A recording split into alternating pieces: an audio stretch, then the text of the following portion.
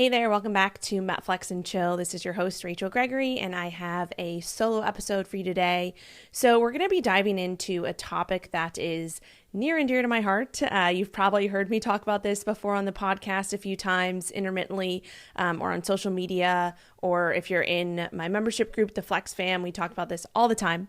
But it's surrounding the topic of circuit classes and group exercise classes. So Orange Theory, F45, Berries, what else is there? Renegade, CrossFit, all of those, group fitness classes.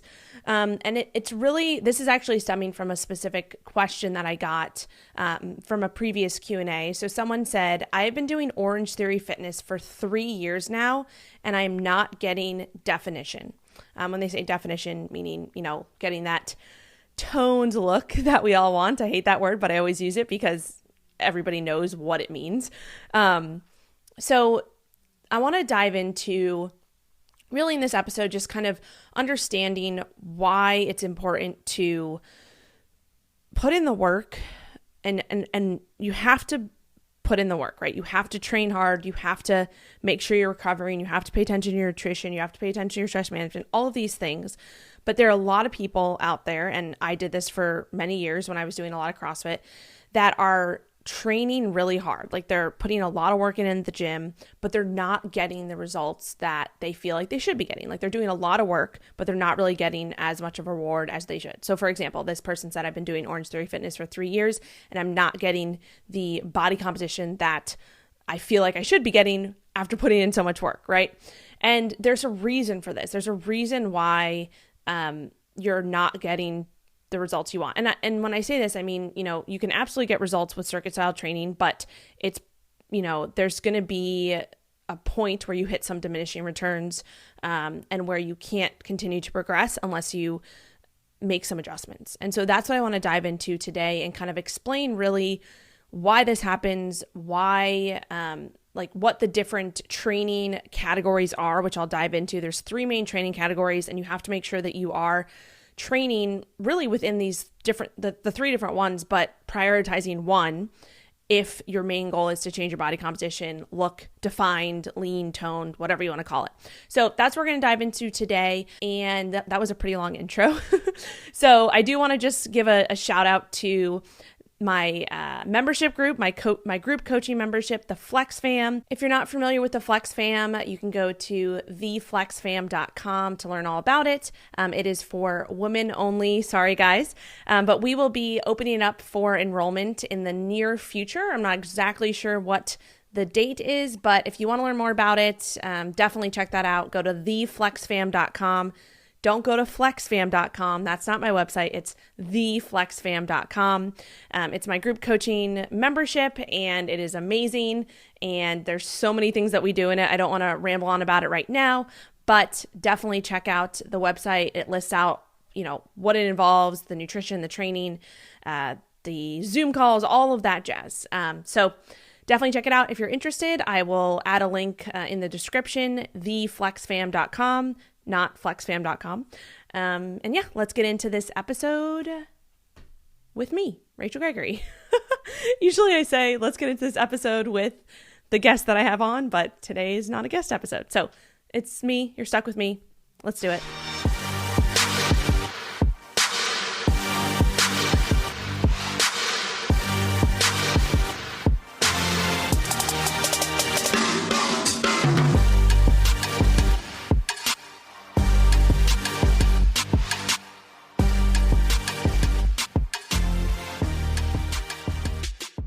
All right, so like I mentioned in the intro, I've been talking about this a lot recently, I would say, definitely on social media, definitely in the membership group. And the biggest thing is, if you want to get definition, if you want to look defined, you want to look toned, you need to make sure that you're sending the right signal, or you can also think of this as the right stimulus to your body with your training sessions. Okay, so that's the first thing. And this is the part that a lot of people tend to be missing out on when it comes to those workout classes that I was talking about. So Orange Theory, F45, Barry's, CrossFit, all of the circuit style classes, right?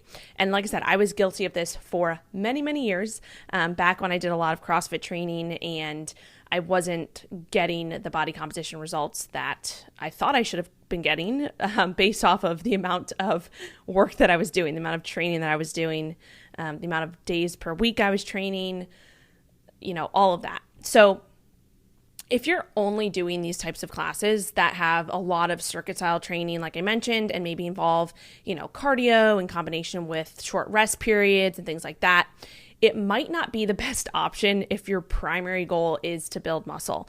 And I say that because getting that tone, and you've heard me say this before, hopefully, getting that toned or defined physique, that lean physique, that is going to be a result of having enough muscle mass, right? So that means that if you're looking to change your body composition, right, you're looking to get defined, you must focus on building muscle and obviously paying attention to your diet and your nutrition. But we're not going to talk about the nutrition side of things today.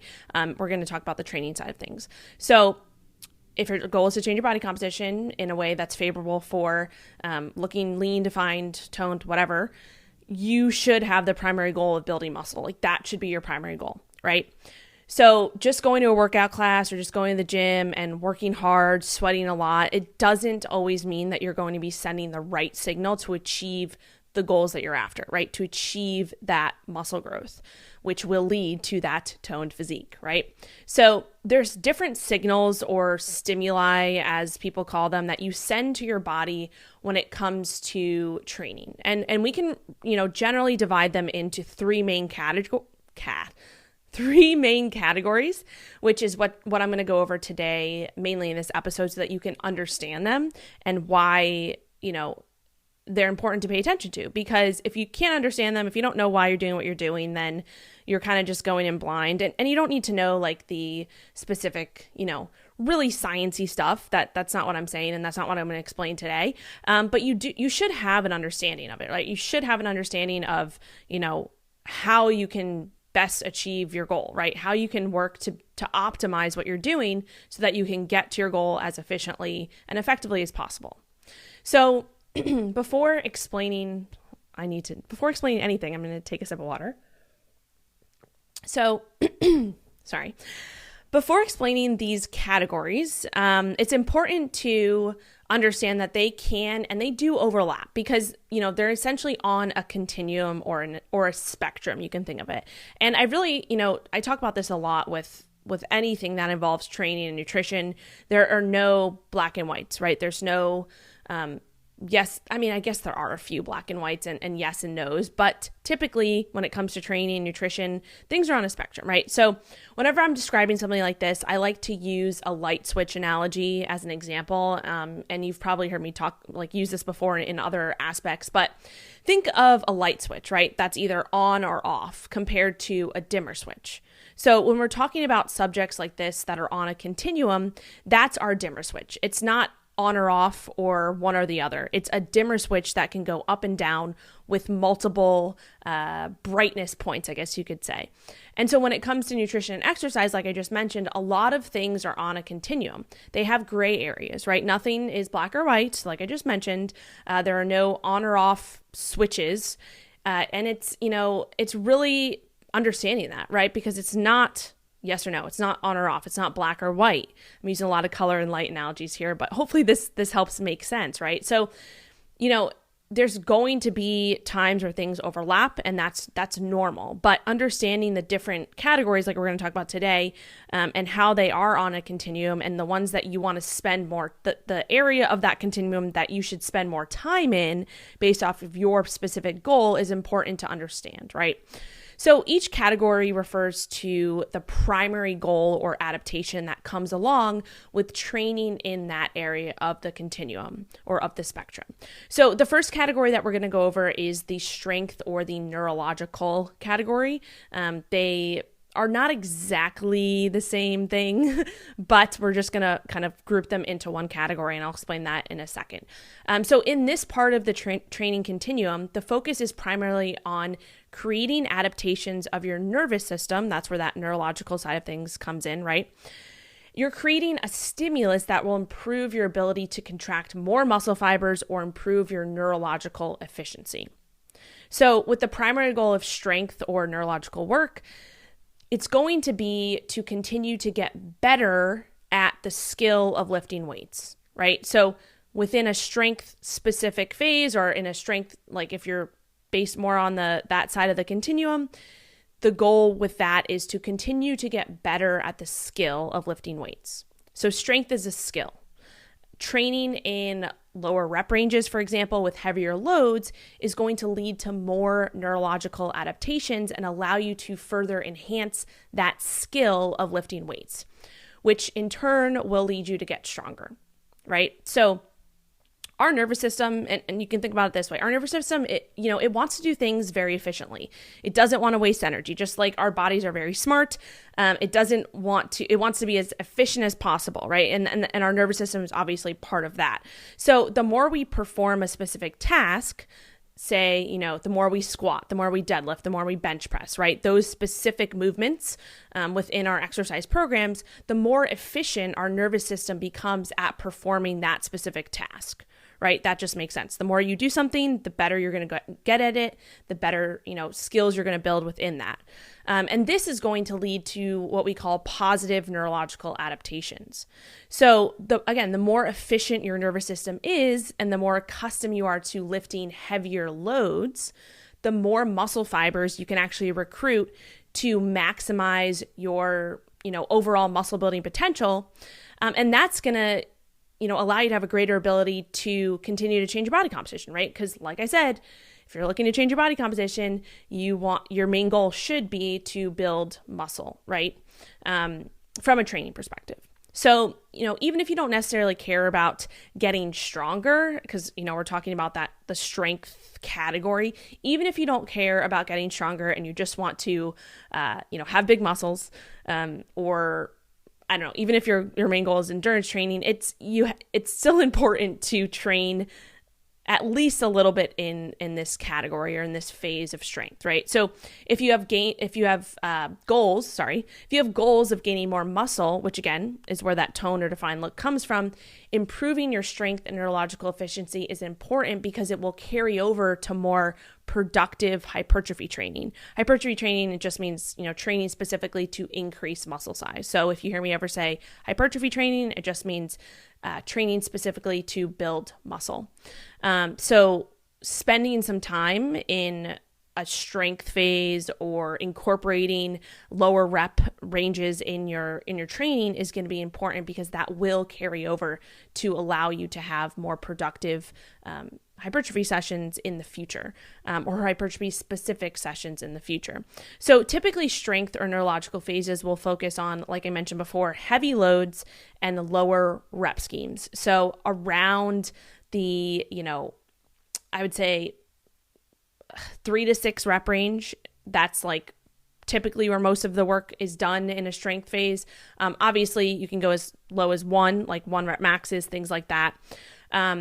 But typically between that 3 to 6 just reps that's where that kind of strength and neurological gains are going to be maximized, so to speak. And with that, there's also going to be longer rest periods, right? Longer rest periods between sets so that you can actually lift those heavier loads, right? That should hopefully make sense. If you need to lift heavier, you need to rest a little bit more in order to basically allow your body to come back to baseline before you go and lift for the next set, so that you can lift as heavy as possible. So another thing to think about is you don't just want to train in this type of phase year round. And this is important to understand, especially if your goal is to change your body composition, build muscle, right? Because even though you can still build muscle with low rep ranges, and that is, that's been proven in the research, you can definitely still build muscle in the 3 to 6 rep range. It's probably less efficient overall because you're likely not able to get an ideal amount of what we call effective reps. I chat about this a little bit in an episode a while back, but with effective reps are basically the last few reps before failure that are most stimulative to muscle growth. And that is our main goal, right? So, when you're doing really low reps and heavy loads all the time, it's harder to get enough effective reps to actually, stimulate as much muscle growth as possible. And it's typically because it's easier to get more effective reps when the load you're lifting is a bit more moderate rather than super heavy, because you'll be able to get more time under tension, right? So you've probably heard of that before. Time under tension, mind muscle connection, time under significant tension. Not exactly the same thing, but when we're training in super low rep ranges with super heavy loads, it's just harder to get that tension built up, right? Especially for the specific muscles that you're training.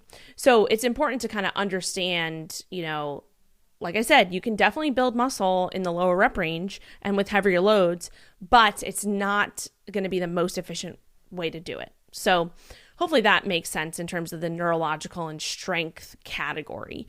There are a lot of other things I could dive into, but I want to keep this, not a 3-hour long conversation with myself. Hopefully you all are listening and intrigued by this. I know I am, but I am still having a conversation with my microphone right now. So anyway, let's get on to the next category, which is the hypertrophy or the muscle building category. So again, I'm going to repeat this probably 10 more times, and I've already said it 10 times. If your goal is to change your body composition, which is a direct reflection of how much muscle you have built, the hypertrophy category or the muscle building category is where most of your time should be spent. That just makes sense, right? If you have a specific goal and that goal is going to occur because you're doing a specific thing, then you have to spend the most time doing that specific thing. It's the law of specificity, right? If your goal is to run a marathon and increase your ability to do that as fast as possible, then you should probably go out and run some miles, right? That just makes sense, right? Your body is going to become efficient that's a whole other story. But basically, if you want to create a specific adaptation, you have to do the thing that will create that adaptation and focus on that, right? So the main goal of hypertrophy training is to add size to your muscle cells, as well as increase the number of muscle cells, right? And this is going to occur by sending the stimulus to your muscles to grow, the right stimulus, the right signal. So increasing the size and the number of muscle cells happens predominantly through what we call mechanical tension. I mentioned this a little bit a few minutes ago in the end of the last category that I described. So mechanical tension, you can think of this as kind of the pulling or the tension that occurs on your muscle fibers as they're working through a set, right? You feel that pulling of the muscle fibers as you create more and more tension. You're building up tension as the set goes on. And that's what I was mentioning before, why it's a little bit harder to get to those effective reps with really low rep and heavy load, because you're not creating a long time under that tension, right? Time under tension, mechanical tension, that's our main driver of muscle growth. So typically hypertrophy phases will focus on moderate rep ranges. So anywhere from, I would say, like the 5 to 6-ish to like the 15 rep range, even higher than that. Past the 15 rep range, it's getting more into our third category, which I'll talk about in a second. But with hypertrophy focused training, anywhere from like the 6 to 15 rep range is considered that category. And then it'll be a little bit more moderate rest periods, and these will vary depending on the specific style of training you're doing. So anywhere from like 30 seconds to even like 3 to 4 minutes. Again, that is specific to the training that you're doing and the type of training program that you're following. And then moderate to heavyish loads. So this is obviously going to be relative to the person, right? The load that you're lifting, when I say load, I'm referring to the amount of weight that you're lifting. That's going to be relative to you and how, strong you are, right? How much muscle you have. That's going to be relative to that. So basically in a hypertrophy phase, we're mainly looking to create a stimulus that is favorable to getting a high degree of tension within the specific muscle you're training. That is the main goal of this category. So like I mentioned, this is often referred to as time under tension or time under significant tension, which is going to lead to that mechanical tension, which is the main driver of building more muscle. So bigger muscles, bigger muscle cell sizes, and also just more more number of muscle cells, right? Because those two things combined are what give us big muscles. The adding size to your muscle cells as well as increasing the number of muscle cells. So hopefully that made sense for the hypertrophy category. And then the third category is the metabolic or conditioning category. So in this type of training, the primary signal or stimulus that you're getting is to your cardiovascular system. So when we're talking about circuit style training, this is where a lot of people spend a lot of time. And like I mentioned before, you're working, hard, right? You're sweating maybe, your heart rate's up, you're breathing heavy, but you may not necessarily be creating the stimulus that we want for building muscle, right? So again, yes, you can build some muscle here for sure, but it's a lot less efficient than hypertrophy specific training. Just like strength training and training in the lower rep ranges, you can still build muscle there, but it's less efficient. So typically metabolic or conditioning phases will focus on shorter rest periods, so relatively higher reps, like the 10, I would say anything 10 and above, so like 10 to 15-ish, and again, these overlap, right? Before I mentioned that the hypertrophy phase rep ranges were around the 6 to 15-ish. These overlap. There's no like exact cutoff. So within a metabolic or conditioning category, it's going to be more so like, I don't know, like the 12, I would say 12 to 15-ish, even up to 30 reps. That's that range that we typically associate with metabolic or conditioning training. And it's going to be more like, circuit style training. So that's where, those Orange Theory, and again, this is going to be specific to exactly what you're doing in those classes. So like, for example, CrossFit is going to be a little bit different than Orange Theory, different than Barry's, things like that. But if you're primarily training with lower weight and in the higher rep range and you're taking very short rest periods between, that is probably going to be more so that metabolic category.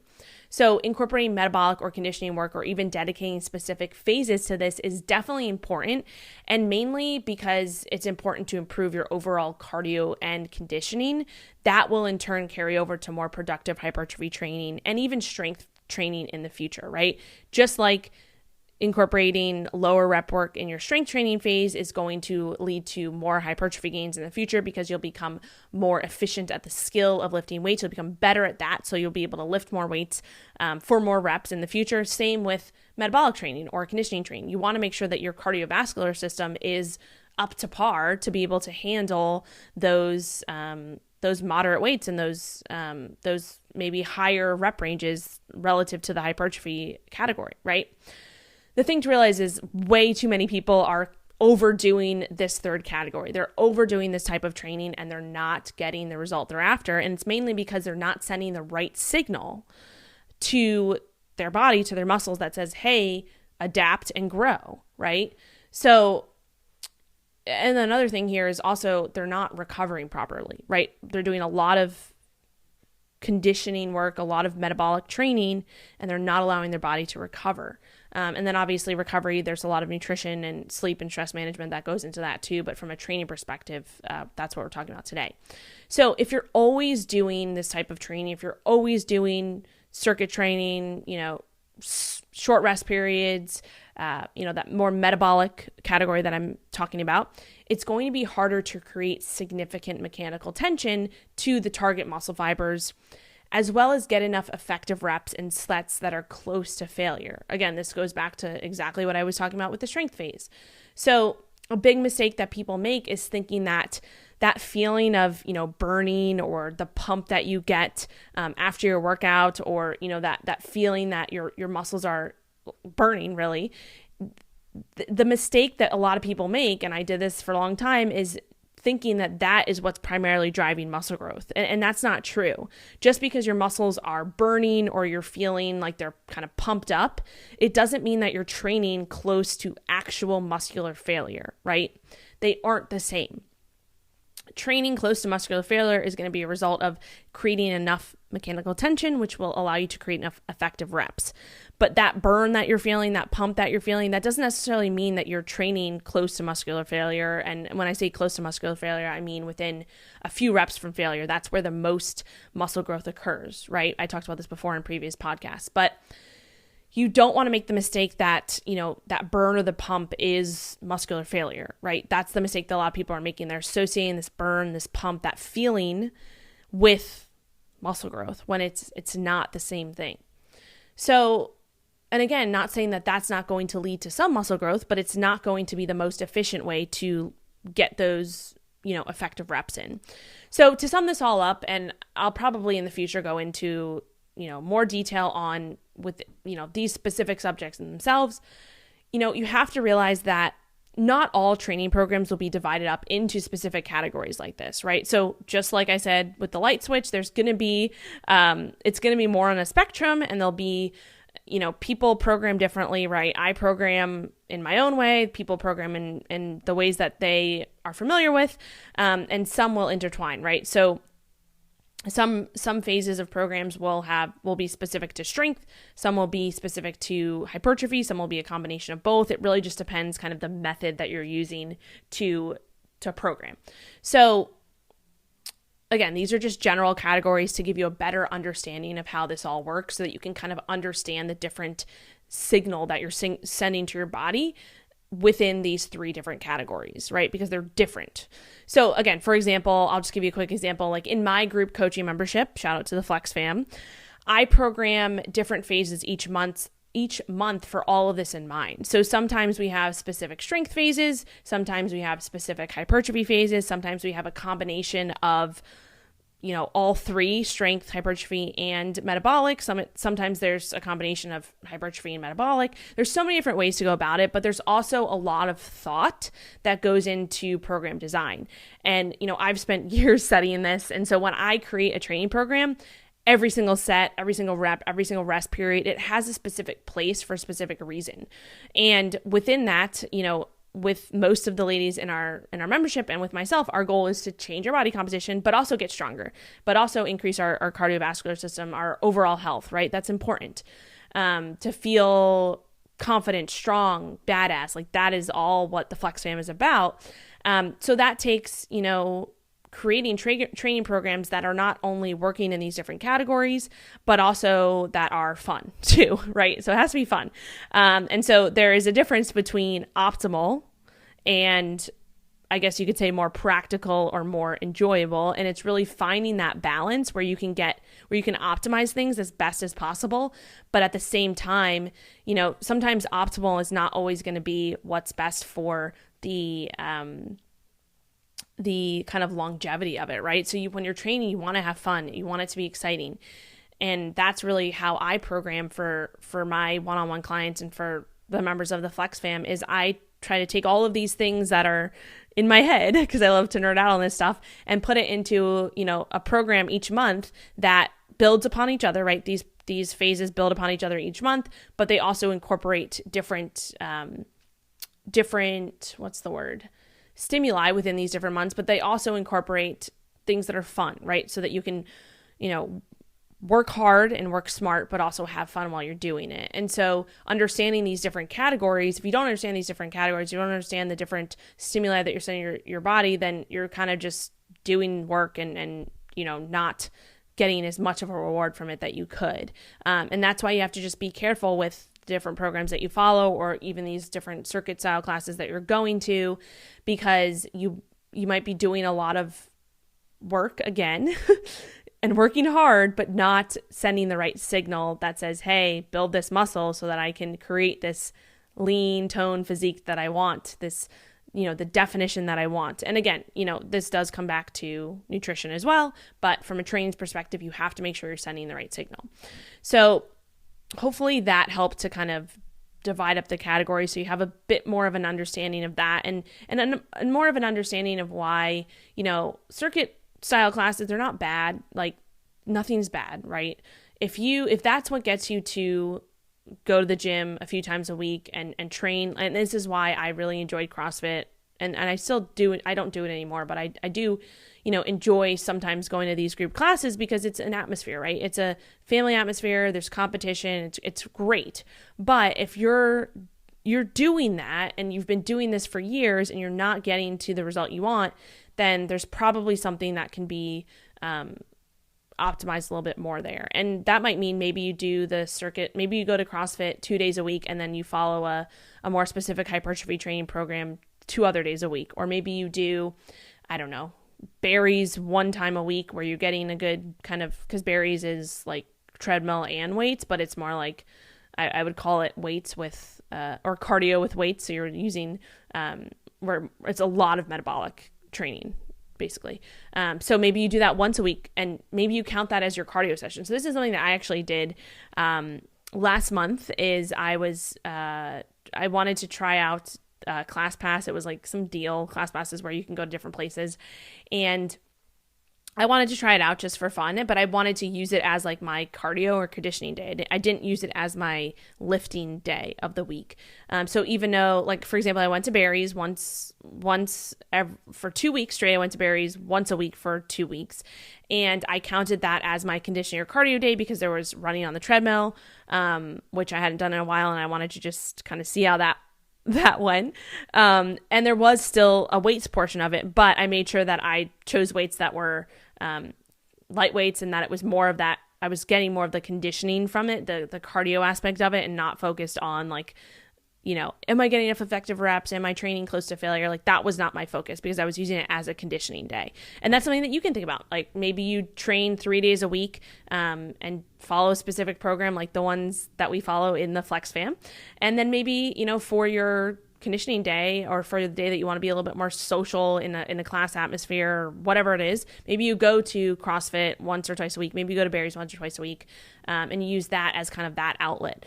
So you'll kind of be getting the best of both worlds. You'll be able to work closer to your goal and get to that result that you want, but also be able to still enjoy those types of classes if that's what you enjoy. So anyway, now I'm rambling, but hopefully that helped. And again, don't forget, nutrition, stress management, overall recovery is so important for all of this. Even if you're following a very well-designed training program like the ladies in the Flex fam do, that's my last plug of this podcast, but you're still not seeing the results you want, you're probably lacking in one of those areas. You're probably, lacking in the nutrition side of things or the stress management.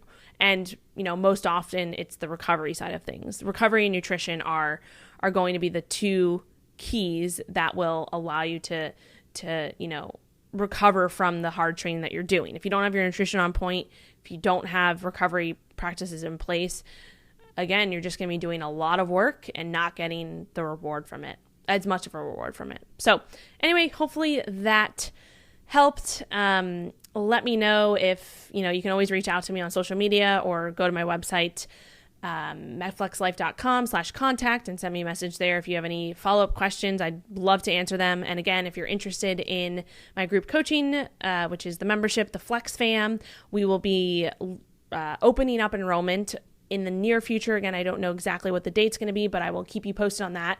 You can go to theflexfam.com and actually join the waiting list so that you are notified first when enrollment opens again. You'll just add your name and email and I'll put you on a list, and that way I know that you're interested and I can reach out to you directly when we open up enrollment again. So anyway, hopefully you have a great rest of your day, and I will see you next time on another episode of MetFlex and Chill.